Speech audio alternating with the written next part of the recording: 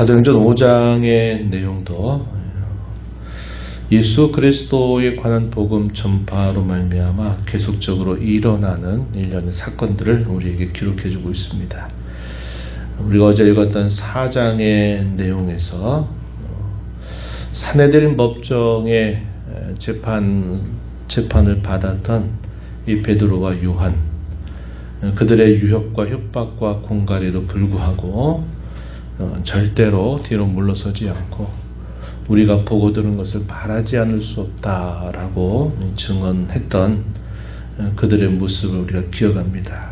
그 일로 인해서 모든 성도들은 함께 하나님 앞에 기도하고 또 사도들은 계속적으로 예수 그리스도의 복음을 계속 전하게 되면서 초대교회가 크게 일어나게 되는 사건이 있었고, 오순절 성령 강림 사건과 함께 일어났던 이 초대교회의 모습, 가르침을 받고 기도하기에 힘쓰고 서로 떡을 떼고 또 교제하고 성전에 모이기를 힘쓰고 집에서도 또 하나님을 찬송하는 일들을 통해서 백성들의 칭송을 받는 일들이 계속 일어나고, 또 가진 사람들은 자신들의 가진 것들을 하나님 앞에 내어놓아서 가난하고 어려운 사람들을 돕는 이런 모습들이 자발적으로 일어나는 놀라운 부흥이 있게 되었습니다. 우리가 어제 읽었던 4장의 후반부에서도 역시 그러한 모습들이 또다시 나타나고 있음을 증언해주고 있는데,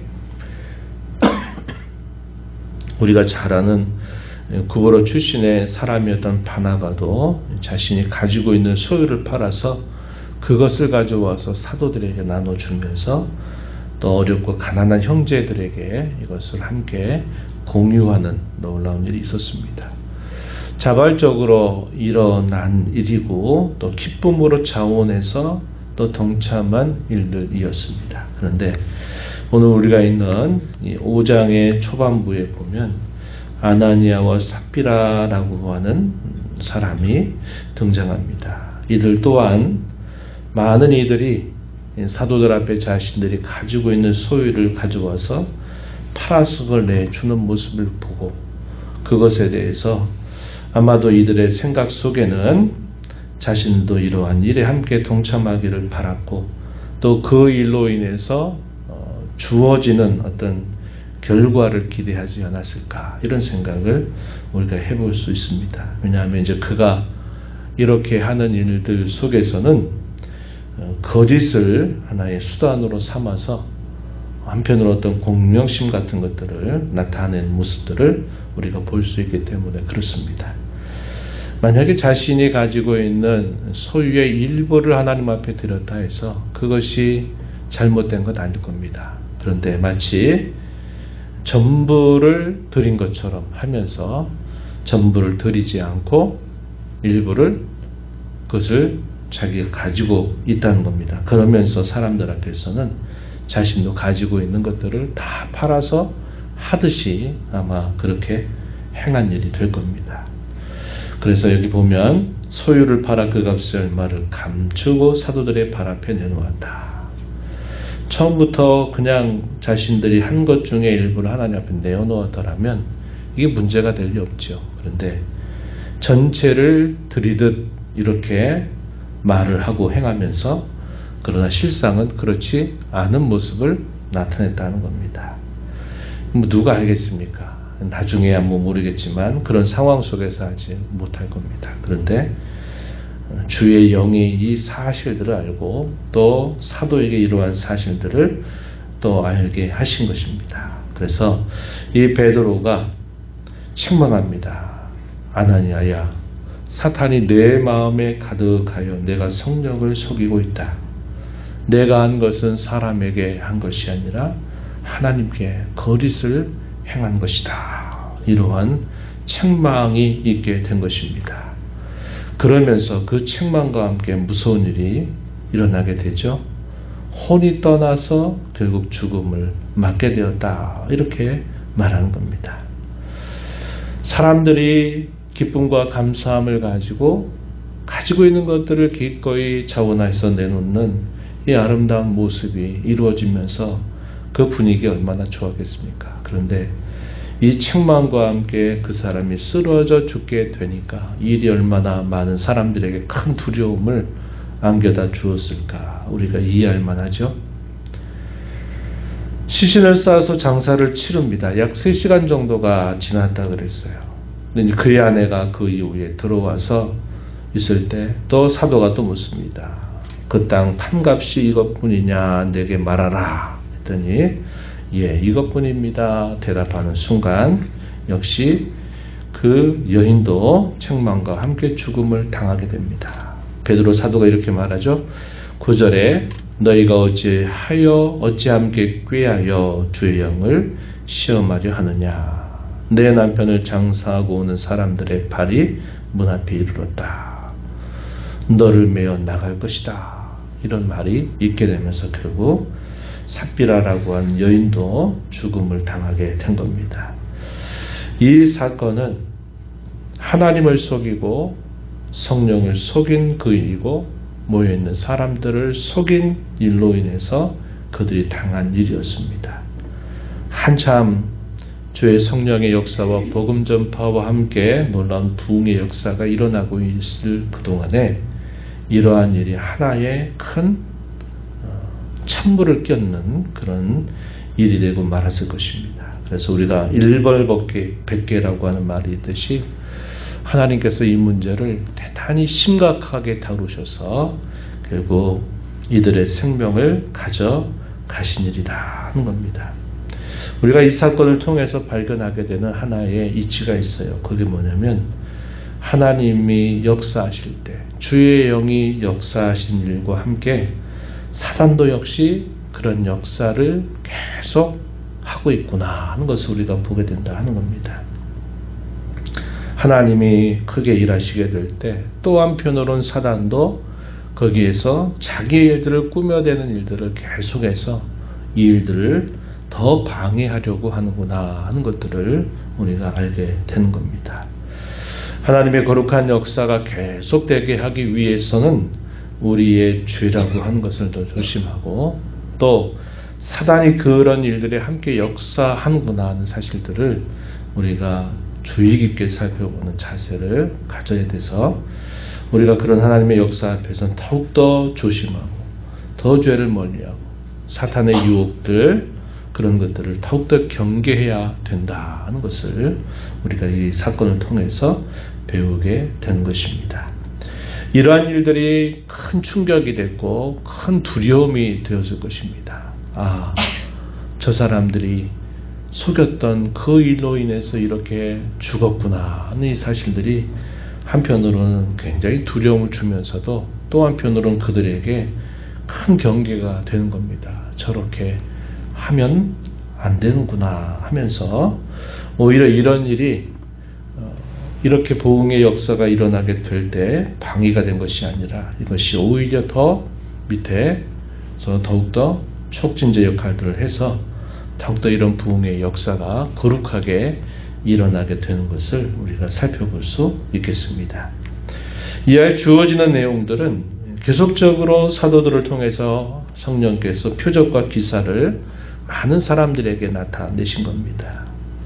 주께서 이 땅에 계실 때 주님이 행하셨던 그 동일한 역사들이 이 사도들을 통해서 나타나게 되면서 병든 사람들이 치유를 받고 귀신 들린 사람들이 또 치유를 받게 됩니다.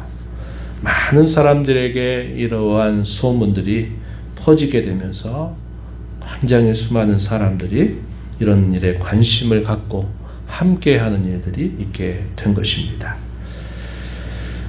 이러한 일에 있어서 신자들 같은 경우에는 다 마음을 같이 해서 그들이 함께 모이는 것을 즐거워해서 이 솔로몬 행각 성전에 붙어있는 부속 건물입니다. 여기에 또 모이고 또 백성들이 함께 그런 역사들을 서로 이야기하면서 또 칭송하고 기뻐하는 그런 아름다운 모습들이 계속 이루어져 갑니다. 믿는 사람들의 무리는 계속적으로 늘어나는 이런 역사가 함께 했습니다. 이러한 일들이 계속되면서 가장 위협을 느꼈던 대상들이 누굴까요? 종교 지도자들입니다. 한 차례 이미 베드로와 요한을 불러서 그들을 법정에 세우고서는 협박하고 위협하고 공갈했죠.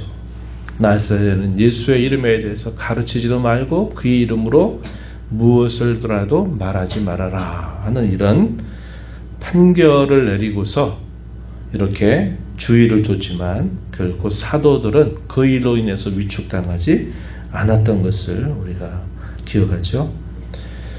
위협을 느꼈던 대제사장과 사두개인들이 이 사도들을 옥에 가둡니다. 옥에 가둬서 또다시 재판법정에 세우려고 한 것입니다. 앞선 판결의 근거에서 왜 너희가 어겼느냐 해서 뭔가 그들을 책망하고 그들이 하는 일을 막을 수 있다 이런 생각을 했을 것입니다. 그런데 그 재판정에 서기 전에 주의 사자가 놀라운 기적을 이들에게 베풀어 주셨죠. 옥문을 열고 감옥에 갇혀있는 그 사도들을 끌어내면서 말하기를 성전에 가서 이 생명의 말씀을 다 백성들에게 말하라 하는 그런 명령을 받고 감옥에 갇혀있던 이 사도들이 풀려나서 이른 아침부터 이 성전에서 계속 이 복음을 전하는 일을 하게 된 것입니다.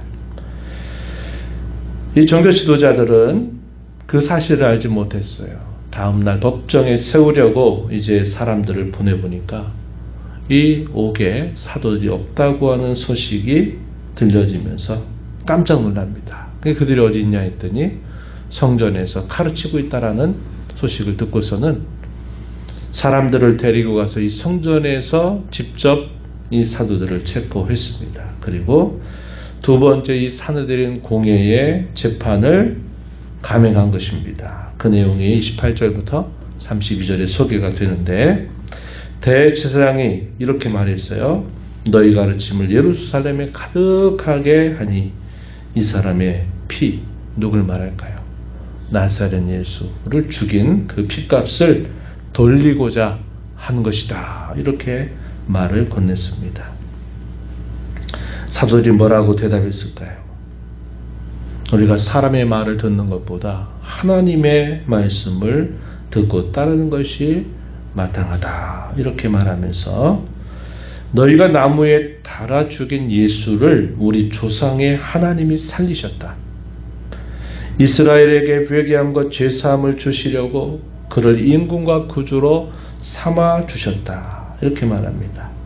조상의 하나님이 살리시고 임금과 구주로 그분을 삼아 주셨다. 이렇게 말하면서 종교 지도자들이 결국 조상의 하나님을 거스르고 그것에 완전히 대적하는 일을 하고 있다 하는 사실을 책망한 것입니다.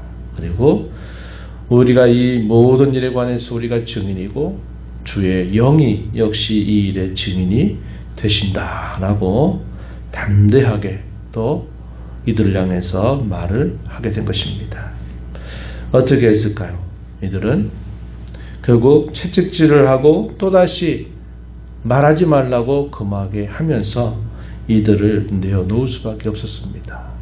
당시 백성들의 마음은 어디에 기울었을까요? 종교 지도자들의 마음에 기운 게 아니라 그들로 인해서 일어나는 사도들을 통해서 일어나는 놀라운 부흥의 역사, 하나님이 함께 하시는 역사들을 보면서 이 사도들의 편에 서 있었던 겁니다. 그러니까 당시 종교 지도자들이 이 백성들의 그 분위기를 보고서는 어떻게 할 수 없는 겁니다. 그래서 결국 내어주게 되는데 이 일에 있어서 한 중요한 사람이 역할을 했어요. 누구냐면 당시의 율법의 스승이었던 가말리엘이라고 하는 사람이 한참 어떻게 해서 이 사람들을 어떻게 처단할까 하는 생각에 젖어 있을 때 이 바리새인의 스승인 가말리엘이 그들에게 충고를 한 겁니다. 옛적에 있었던 일들, 예를 들면 드다라고 하는 사람이 일어나고 갈릴리 유다가 일어나서 많은 사람들을 선동해서 또 그 사람들을 많은 사람들이 따랐지만 결국 그들의 하는 일이 옳지 않기 때문에 얼마 안 돼서 다 흩어져 버렸다. 이런 예를 들면서 이들이 하는 일들을 한번 눈여겨보라고 충고를 합니다. 만약에 이들의 사상과 이 하는 일들이 하나님께로부터 난 일이라면 결코 우리가 막을 수 없을 것이고 우리가 하나님을 오히려 대적하는 일이 될 수 있다. 이렇게 말하면서 지켜보자는 겁니다. 이들이 하는 일이 정말 하나님이 기뻐하시는 일이라면 하나님께서 계속적으로 일을 하실 것이고, 이렇게 하나님 기뻐하시는 일이 아니라면 결국 시간 속에서 다 사라지게 되고 말 것이다. 이렇게 말을 하게 됩니다. 당시의 모든 종교 지도자들에게 있어서 스승이었던 이 가말리엘의 말을 이들이 옳게 받아들인 겁니다. 그러면서도 그냥 내놓지 않고 채찍질을 해서 때리고서 더 이상 나사렛 예수를 전하지 말라 협박하면서 이들을 풀어준 겁니다. 어떻게 이 사도 리거서에 대해서 태도를 취했을까요? 41절 42절에 보면 사도들은 그 이름을 위하여 능력받는 일에 합당한 자로 여기심을 기뻐하였다. 어떤 게 떠올랐을까요? 예수님께서 죽음의 길, 또 부활의 길, 자기 백성들을 건져주시는 그 길을 갈 때 수많은 능력을 받았던 그 일들을 떠올리면서 주님 가셨던 그 길처럼 우리가 그분으로 인해서 이러한 일을 받는 것은 마땅하다. 이러한 태도를 가지고 기뻐하면서 공의 앞에서 떠나는 모습이 나타나고, 그 일과 함께 계속적으로 가르치고 전도하는 일들을 쉬지 않았다 하면서 이 예루살렘을 중심으로 많은 그리스도인들이 일어나게 되는 놀라운 붕의 역사가 있었다는 것을 보여줍니다. 우리가 오늘 이 말씀을 통해서 우리가 생각했던 것처럼 하나님이 일하실 때, 역사하실 때 사단도 그 강도를 높여서 역사하고 있구나 하는 사실을 우리가 늘 살펴보고 있어야 되겠고, 행여나 그런 하나님이 일하시는 자리에서 우리 자신이 사탄에게 이용을 당하는 그런 일이 있어서는 안 될 것이다 하는 겁니다. 이게 뭐 크게 일어나는 게 아니라 우리 마음의 생각 속에 불신, 시기, 또 질투, 우리 마음 속에 그 일들에 대한 어떤 반감, 이런 것들을 통해서 얼마든지 사단이 역사할 수 있다는 겁니다.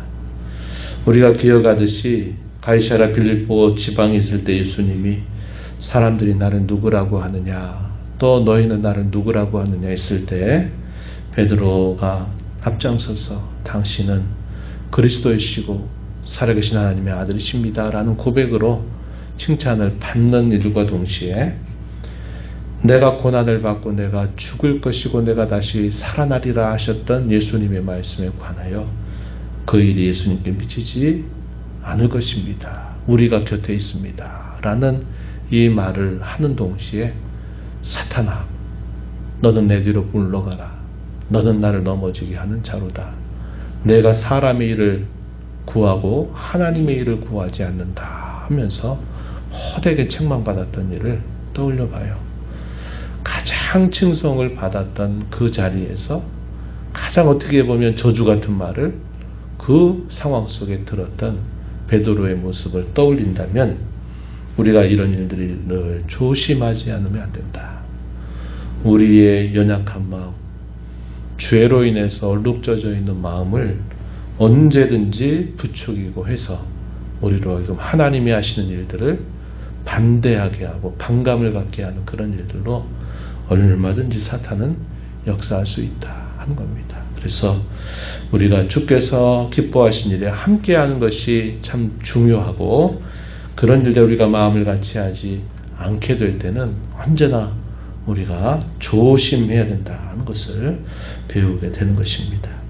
우리가 살펴보는 것처럼 사도들이 옛적의 그들의 모습이 아닙니다. 가장 최고의 종교 법정 앞에 섰지만 그들이 그렇게 용기 백배할 수 있었던 것은 첫 번째 산들인 공의 앞에서 그들이 가졌던 태도죠.